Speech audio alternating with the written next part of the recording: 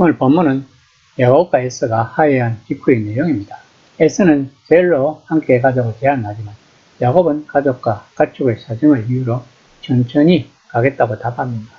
이후 야곱은 셀 대신 수코트에 머물며 정착의 준비를 하고 끝내 가나안 땅 세겜에 이르러 제단을 쌓고 하나님을 예배하는 내용입니다.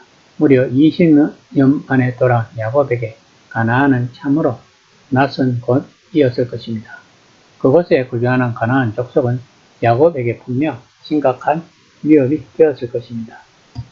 뿐만 아니라 유행 중에 언제 어디서나 사나운 도적들이 출몰할지 모르는 상황이었을 것입니다.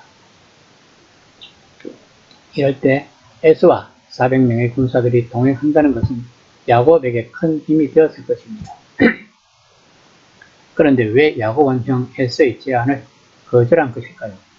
아마도 야곱은 하나님이 자신과 동행해 함께 싸우신다는 것을 깨달았던 것 같습니다.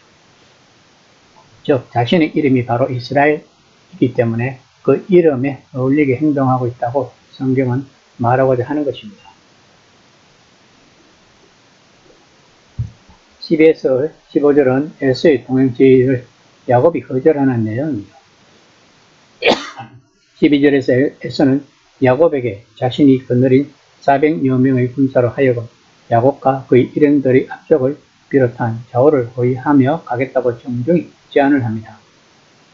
이에 야곱은 자식들의 연약함과 가축들이 강행군을 하면 죽을 것 같다며 에서의 제안을 거절합니다. 당시 야곱의 맏아들 르우벤이 13세 정도였던 것으로 추정해 볼 때 르우벤을 포함한 11명의 아들과 딸 디나는 모두가 6세부터 13세 사이에 불과했을 것입니다. 또한 가축을 하루만 지나치게 몰면해서 지나치게란 원어적 의미는 두드리다 라는 의미가 있는 말입니다. 즉 채찍을 때리면서 가축을 급히 몬다는 것입니다. 에서와 400명 군사와 같이 가려면 가축들을 급히 몰기 위해 채찍질을 할 수밖에 없고 이처럼 빠른 속도를 내면 많은 가축대가 죽을 수 있기 때문에 야곱은 거절할 수밖에 없었을 것입니다. 야곱은 가축과 자식들이 걸음걸이에 보조를 맞추어 천천히 진행해 나가겠다고 에서에게 말합니다. 이는 당시 야곱의 마음이 평정을 되찾았음을 보여주는 것입니다. 즉 하나님의 역사하심으로 에서가 자신에게 호의적으로 대하자 그는 마음의 평정을 회복하였다고 본문은 암시하고 있는 것입니다. 그러면서 야곱은 셀로 가서 내 주께 나아가리이다 라고 말합니다. 그런데 셀이 야곱의 최종 목적지는 아닐 것입니다. 왜냐하면 바단 아람을 떠날 때부터 야곱의 목적지는 아버지 이삭이 살고 있던 헤브론이었기 때문입니다.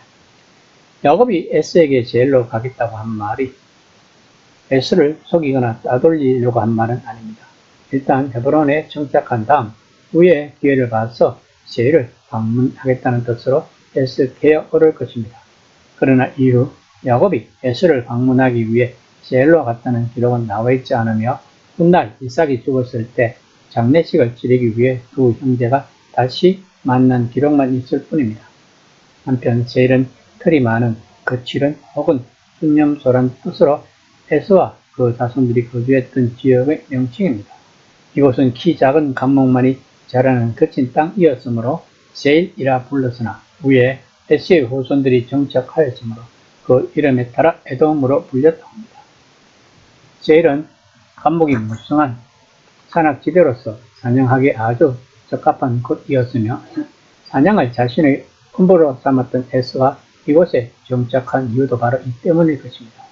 그런데 야곱은 목축업을 하는 유목민이었기 때문에 셀하고는 환경적으로도 맞지 않은 곳이기도 한 것입니다. 이에 에서는 자신의 종 몇 사람을 야곱과 같이 머물게 하며 보호해 주겠다고 제안을 하자 야곱은 어찌하여 그리 하리까라며 그것이 무엇 때문에 필요합니까? 라는 의미로 말합니다. 이는 야곱이 하나님의 군대에 의해서 안전하게 보호받고 있다는 확신이 있었기 때문일 것입니다. 그러기에 더 이상 인간의 호의는 필요 없다고 생각했을 것입니다. 그러나 야곱은 나로 내 주께 은혜를 얻게 하소서 하며 이미 형으로부터 많은 은혜를 입었으니 더 이상의 은혜는 가분하다면서 내가 제안한 대로 하게 하소서 라고 말합니다. 33장 16에서 17절입니다.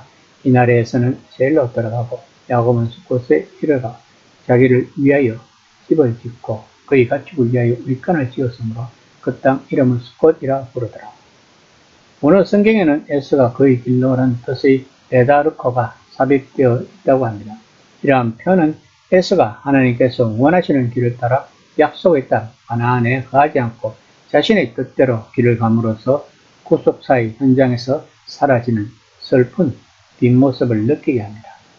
이처럼 제갈길로 간 에서는 이삭의 장례식 기간에서 잠깐 언급되었고 그의 족보에서 족장으로 소개된 후 구속사의 기록인 성경에서는 그에 대한 더 이상의 행적이 나타나지 않습니다.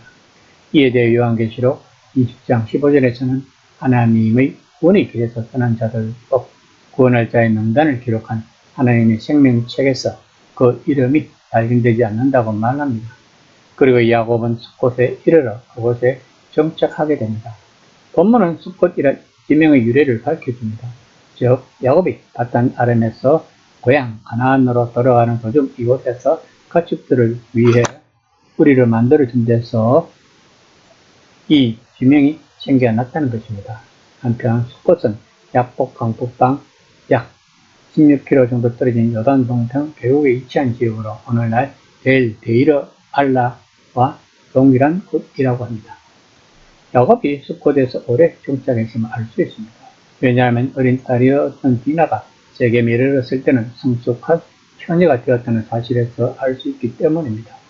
만약에 야곱이 숫곳에서 오래 머물지 않고 아비 이삭의 거주했던 헤브론으로 돌아갔다면 디나가 세겜에게서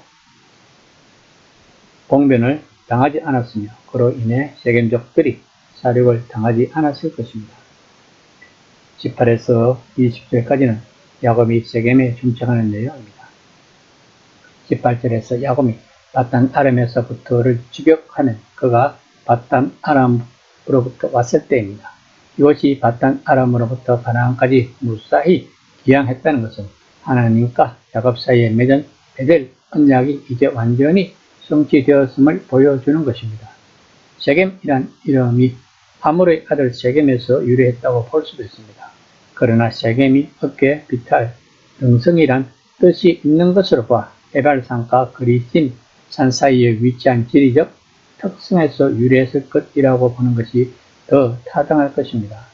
예루살렘에서 북쪽으로 약 60km 정도 떨어진 곳에 위치한 세겜은 일찍이 아브라함이 방문했었고 세겜의 모래 상수리 나무 근처는 아브라함이 하나님께 단을 쌓은 곳이기도 합니다. 세겜은 물이 풍부하고 땅이 비교적 비옥합니다. 야곱이 이곳을 방문하였을 때는 이미 많은 사람들이 살고 있었다고 합니다. 이들은 야곱에게 친절히 대했으며 정착을 허락하였고 땅도 팔았습니다. 따라서 야곱은 세겜을 떠나지 않고 상당 기간 살게 되었던 것입니다. 야곱이 밭을 산 것은 농사를 짓기 위한 것이 아니라 자신들이 거주하기 위하여 세겜의 지도자 하물의 아들로부터 그 땅의 아주 일부분을 거주지로 샀던 것입니다. 땅값으로 준 베크시타는 100마리의 새끼 양이라고 주장하는 신학자들도 있습니다. 20절에서 거기에 제단을 쌓았다는 것은 야곱이 그곳에 동물의 희생 제사를 드리는 제단을 만들었다는 것입니다. 즉 야곱은 조부 아브라함이 처음 가나안 땅에 들어와 단을 쌓은 유서 깊은 바로 그곳에 다시 같은 단에서 아브라함이 쌓은 단을 쌓음으로써 자신의 가나안 땅 기한도 기념하면서 하나님께서 장차 그 땅을 자신과 자신의 후손에게 주실 것을 기원하였던 것입니다. 그 이름을 엘렐로에이 이스라엘이라고 불렀습니다. 이 뜻은 하나님 이스라엘의 하나님입니다. 이는 하나님이란 이름이 3번이나 등장하는 아주 기능적인 이름이라 할 수 있습니다. 이처럼 야곱이 이름을 길게 붙인 이유는 자신과 베델 언약을 맺으시고 그 언약을 신실히 이행하사 수많은 역경 가운데서도 지금까지 지켜주신 그리고 자신에게 이스라엘이라는 새 이름까지 부여해 주신 전능하신 하나님을 영원히 기념하기 위해서입니다. 오늘날 성도들 또한 신앙생활을 하기에 매우 힘든 시기일 것입니다. 그럴 때 야곱이 불렀던 엘렐로에이 이스라엘의 하나님이 항상 우리와 함께 하신다는 믿음을 가지고 담대한 신앙생활을 해야 할 것입니다.